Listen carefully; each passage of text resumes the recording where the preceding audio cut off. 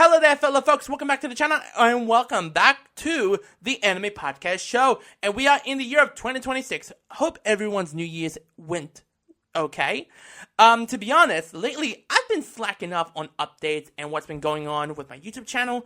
I've been focusing on my health lately. That's the reason why I've been slacking off. Supposed to drop it like in January, but I decided to release it around February. So anyway, I'm back. Of course, you all seen my recent videos, my what if videos. Thanks for looking at it. Also, thanks so much for looking at that stuff. Was done back in October and November, but in December, I've done nothing. My apologies. Well, let's not focus on the negativity here. Let's go on in a positive note. So, we are here to talk about anime in general. Got plenty of topics going to be talking about throughout of this season and throughout of the next and later in the year.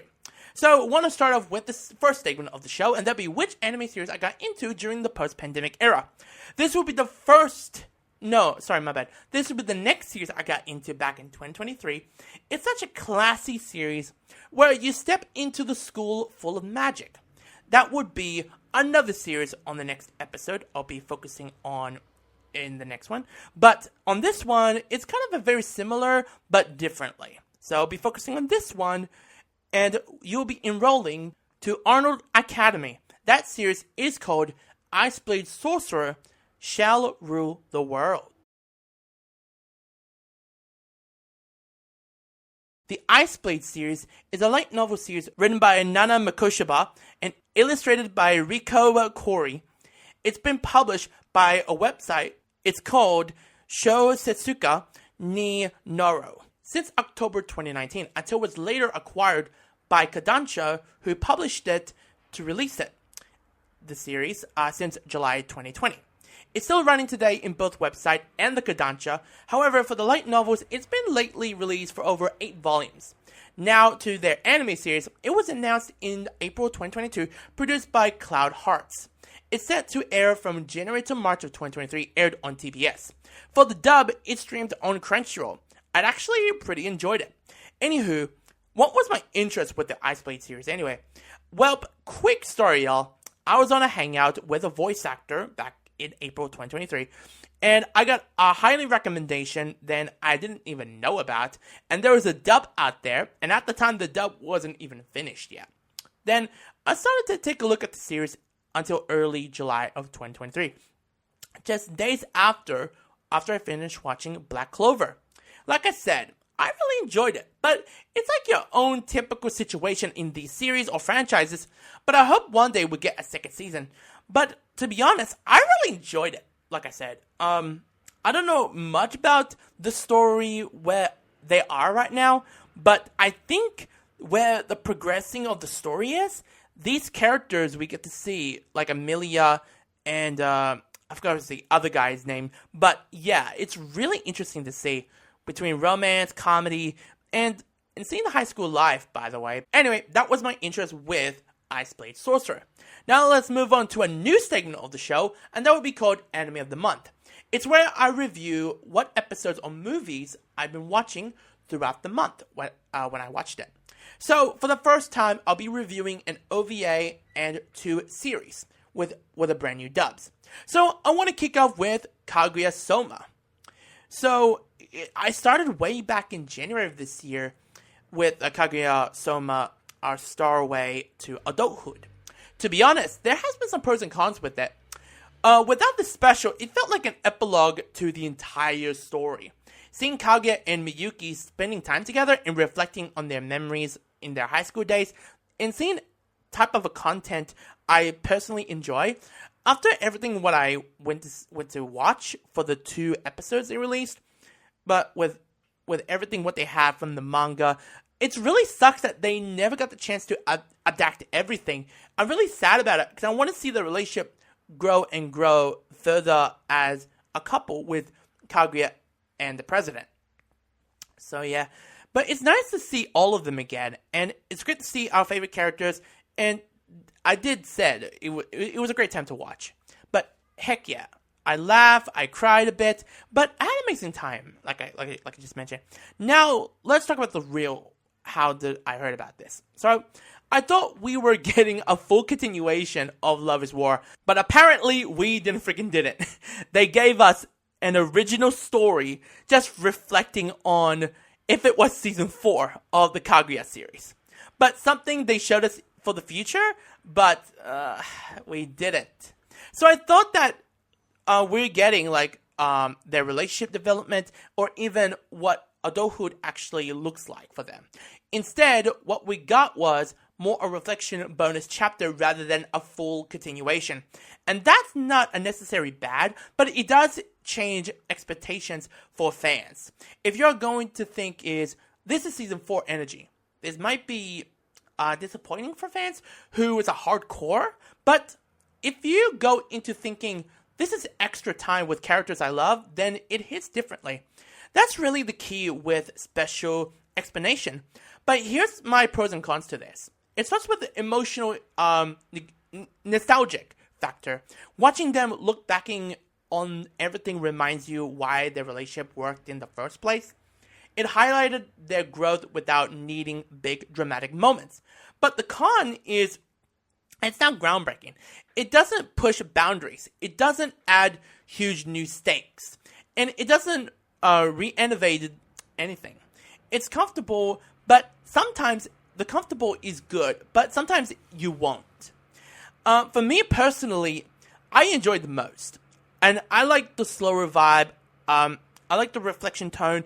And it felt like closing a book gently instead of slamming it shut. Overall, I wouldn't call this essential, but I would call it satisfying. If you're a hardcore Kaguya fan, you appreciate it. If you're a casual, you might think it's just okay. That's fine, because at the end of the day, Love is War Kaguya series is always about two characters learning how to be honest with each other. Seeing them look back to their journey just reinforced how far they came.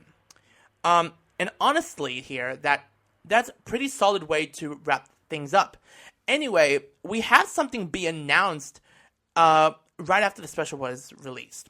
And that is, we gotta find a movie. Who knows? Who knows what they're gonna cover? So, if they're gonna cover everything, if they're gonna cover what season 4 is supposed to be, or maybe something original, maybe closing the chapter for the Kaguya series. So, I don't know. Now, another series, it was recently been dubbed very fastly, and that is one of my personal favorite franchises, and that would be Digimon Beat Break, or Digimon Adventure franchise. So, with this franchise of Digimon, straight up to the point of Beat Break is a fresh take on a classic formula, blending adventure with the gritty world and more cybernetic vibes. It's wild to see how a franchise I fell in love with for more than 20 years. It continues to reinvent itself while keeping the core human plus Digimon bond at its heart. Unlike earlier Digimon series that were largely colorful and kid-friendly, Beat Break, like a ghost game, takes place in a post-emotional world fueled by something called e-pulse. This energy comes from human thoughts and feelings when it gets to incorporated a Digimon appearance. Our protagonist, Tomura, and his partner, Gakumon, aren't just teens thrown together by fate. They're a part of an elite group called Glowing Dawn. These clean hunt rogue Digimon and protect both digital and human worlds, which feels darker and more complexity than your typical summer camp team-up storyline. This tone shift is one of the biggest early hooks of the series. It feels like Digimon growing up while staying true to its roots. However, I wanted to give a shout out to the English cast from Studiopolis. They did a tremendous job. It has to be one of the best dubs besides the Ghost game. The first batch came out in December of 2025, and the current batch that we have now, that was released in January of this year, I was so looking forward what was 6 to 10 was going to be like. So now I'm super looking forward for 11 to 15. So I know they are dubbing it right now. So for the first 10 episodes, Digimon Beat Break isn't trying to be in the most action-packed thing. Instead, it's just establishing its world and stakes. I think it just not overdoing itself, but if you love sci-fi world building mixed with monster battles, it's a rewarding start. But flavoring to the dub, it just added to layers of wider audiences, and the performances help grounded a show that's juggling new concepts. It hasn't yet hit that classic must-watch Digimon scenario thing. But give it a chance if you're very interested. Because episodes 7 to 10, it starts dropping hints that something bigger is about to happen. So, if you're interested to take a look at Beat Break, I highly freaking recommend it. Now, finally, I want to talk about a franchise I fell in love with. I did talk about this on the pod for a long time, by the way. And that, lastly, it would be Detective Conan. So, it's been a long time for me, like 4 years. Wow. Been a fan of this franchise for 4 years. 29 movies in, and that's going to be released in April this year. Celebrating 30 years, but it's insane that this franchise is still kicking after 30 plus years.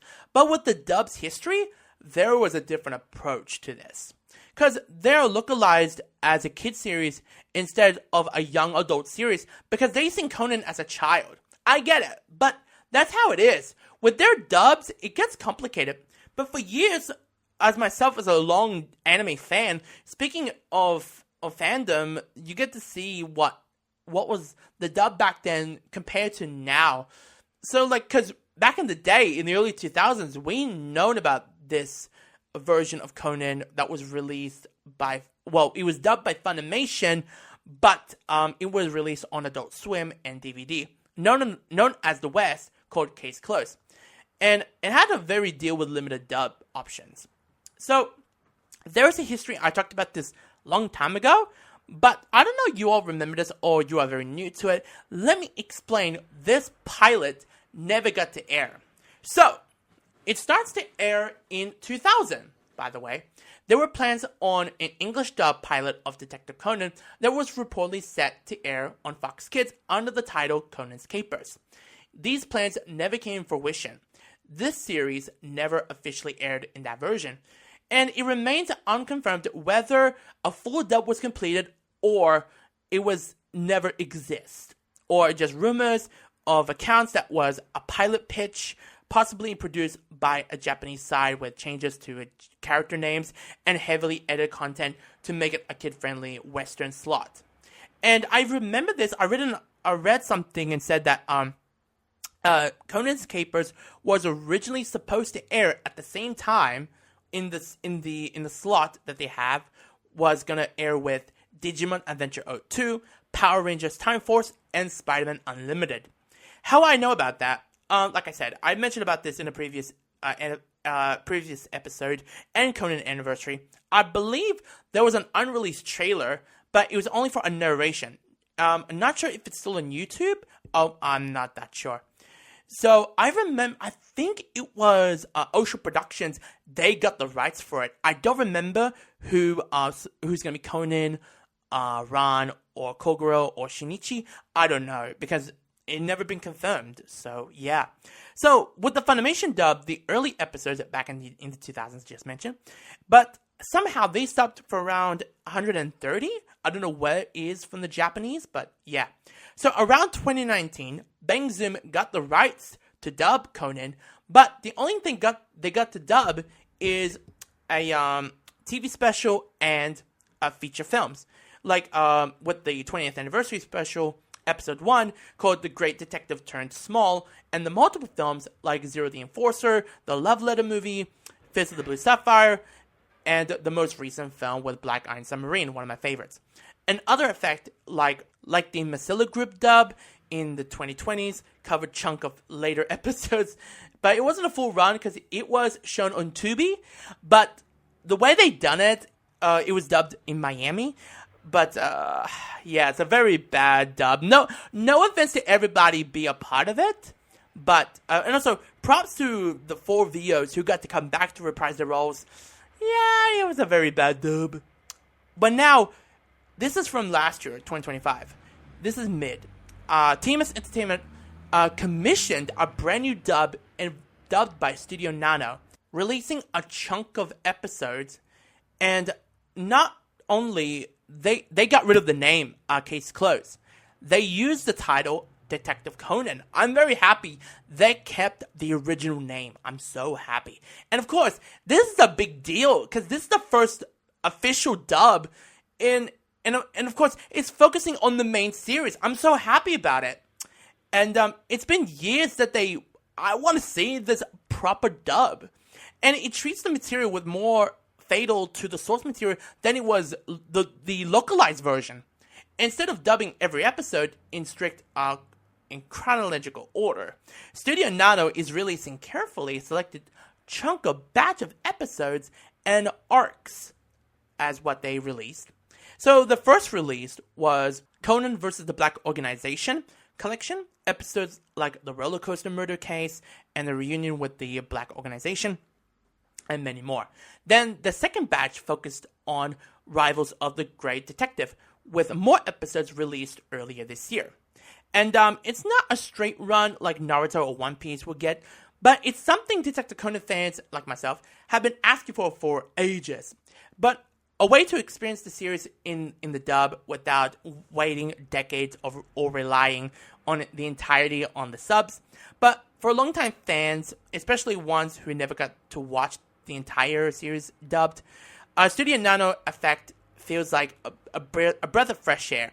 It's not that perfect, but it's not a full run yet, but it's honoring the heart of the show, while making it accessible a way it hasn't been for years. But honestly, it's pretty exciting, hoping they'll continue in the future. So before I wrap things up, but I want to give a shout out to the 3 incredible voice actors. So I want to give a shout out to Mauricio, who voices Shinichi, Molly, who voices Conan, and of course, Megan, who voices Ron. You 3 nailed it. By the way, you 3 nailed this incredible dub. And shout out to other your fellow castmates. They are fucking unbelievable. And that's why I fell in love with this franchise for a very long time, for nearly 5 years. And it opened the door for me for about 4 years to approach to this franchise. And now I'm over like 1,000 episodes by the time of this episode drops. So as of recording right now, I'm like 900 episodes in of the show, and since 2022, it's just insane to me. Thank you, Mauricio, Molly, and Megan, who voiced Conan, Ron, and Shinichi. Thank you, you guys. So anyway, y'all, that is it for the news segment called Anime of the Month. Also, this is a wrap of episode 1, season 11. Hope you guys enjoyed it. Comment, like, and subscribe. If y'all haven't subscribed to me yet, you will miss the content I'll be putting out. And hit the notification bell. Please do so. That is all for today. Take care of yourselves and see y'all next time.